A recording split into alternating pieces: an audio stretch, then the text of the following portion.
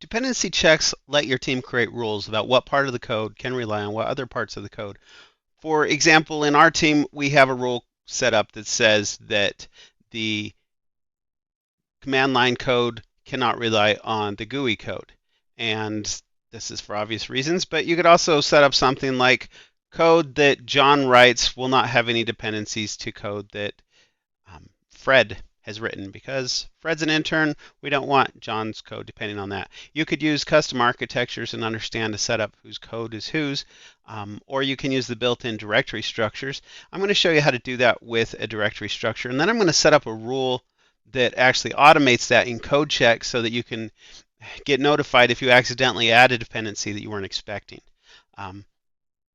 Under the checks menu, you can first create the dependency check under this configure dependency checks.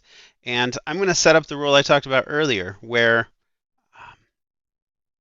understand API code cannot rely on the UI code.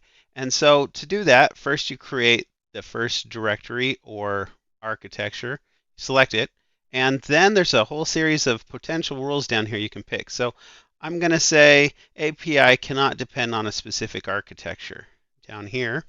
And then I'm going to use this button over here to navigate to the UI folder.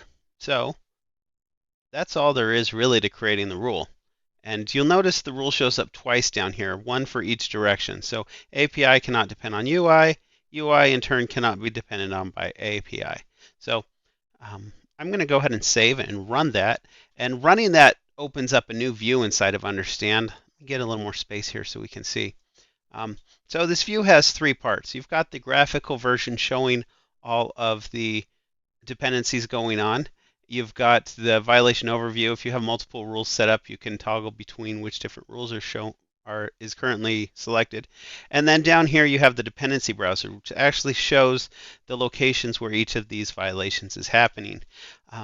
So talk about each of these parts briefly. We've got the graphical view up here, and you'll notice in the overview it says there's 124 suggested references to remove. And that's represented by the dark red and the dark blue lines here. So there's actually a lot more potential dependencies going on here, but if we trim the dark red and the dark blue, we will have eliminated that all possible paths between those two directories. The red represents circular paths, the blue represent one direction paths. Any of these lines we can actually click on, and the dependency browser down here will update. And so you'll notice it says there's 23 references here, and down here we can actually see what those 23 references are. I can click on any of them to visit, and it'll jump to the line where that's taking place. So if your task is to remove all those references, 124 is not a great number. It may take you a few days. It may, depending on your workload, it could take you 2 months to get to that, just a few each day as you check what those dependencies are and clean those dependencies up. Now, in the meantime, you want to make sure that nobody is adding new dependency violations to your project. You don't want somebody modifying the API and adding another violation accidentally to the command line or to the user interface. And so we can create rules in CodeCheck that stop those violations from happening. To do so, go into CodeCheck and select checks. And here, let's just go ahead and make a new configuration. You can add it to an existing one, but let's say no API UI dependencies. Then while we're here, notice that there's this new dependency rule section that did not show up before in CodeCheck. We can expand that and it will show the rule that we just made. API cannot depend on UI. I'm going to click that and it will actually explain how that dependency is set up and calculated if you're interested in more detail there. And up here, this is what I'm going to rely on, this run automatically in the background. I'm going to check that box too and save it.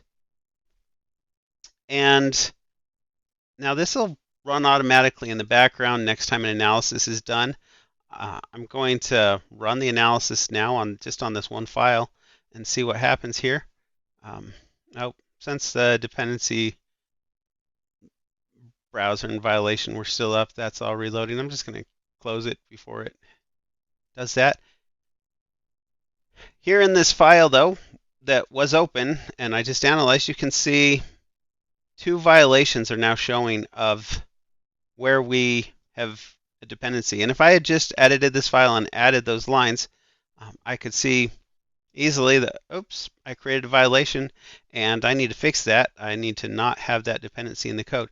So this will allow your team architect or team lead or you as an engineer to say, hey, these things, we know they should not depend on each other, and you can add the rules to limit that